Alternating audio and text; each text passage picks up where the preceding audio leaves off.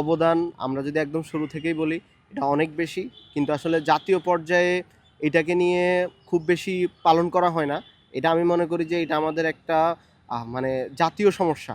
এবং কাজী নজরুল ইসলামকে নিয়ে যেভাবে গবেষণা হওয়ার দরকার ছিল, তিনি যেই ফিলোসফিগুলো এবং যে আদর্শের কথা তিনি বলেছেন, সেই আদর্শগুলো কিভাবে বর্তমান সময়েও রিলেভেন্ট, সে বিষয়গুলো নিয়ে যে বিস্তর সমাজতাত্ত্বিক আলোচনা পর্যালোচনা হওয়ার কথা, সেগুলো কোনো কিছুই হয়নি।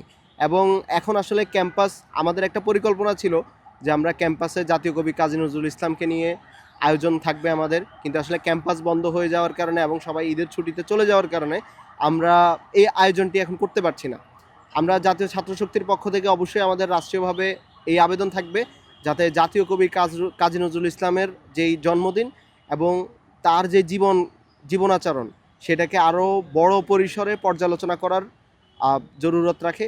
এবং এটিকে আমরা যত বিস্তর লেভেলে আমরা এটাকে নিয়ে আলোচনা করতে পারবো, তত বেশি আমাদের বাংলাদেশে যে সাম্প্রদায়িক সমস্যাগুলো আছে, আমাদের সমাজের মধ্যে যেই বৈষম্যের বিষয়গুলো আছে, সেই বিষয়গুলোকে আমরা সমাধান করতে পারবো।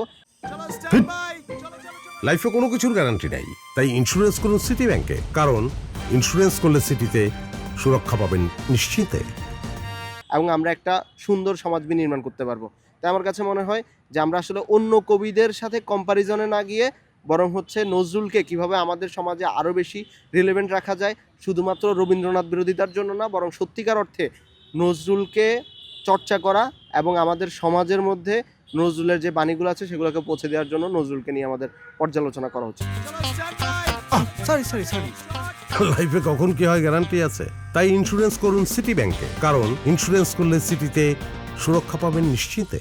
আমি তাহমিদ আল মুদ্দাসির চৌধুরী, জাতীয় ছাত্রশক্তি, ঢাকা বিশ্ববিদ্যালয়ের সভাপতি।